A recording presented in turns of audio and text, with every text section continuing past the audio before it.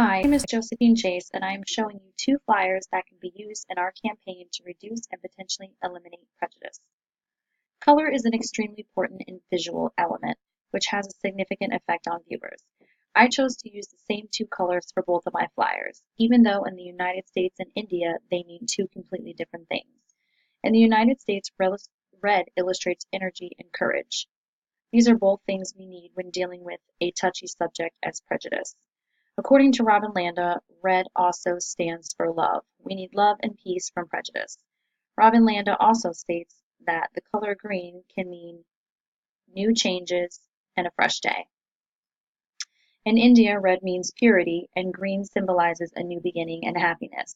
According to Kate Smith, when these two colors are used together, it symbolizes togetherness and power.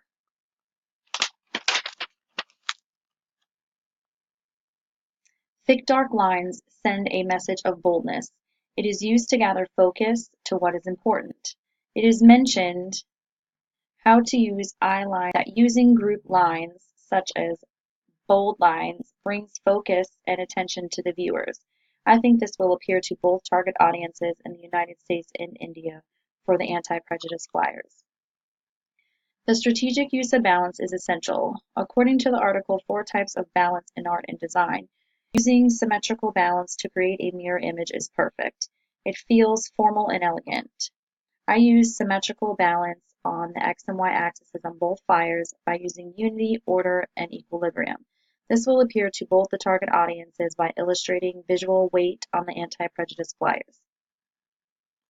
The main use of contrast is to grab attention.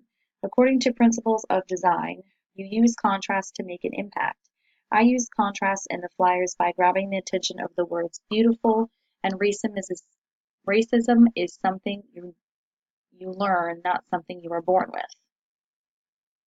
Thank you for your time and your careful consideration for the use of these flyers for our anti-prejudice campaign.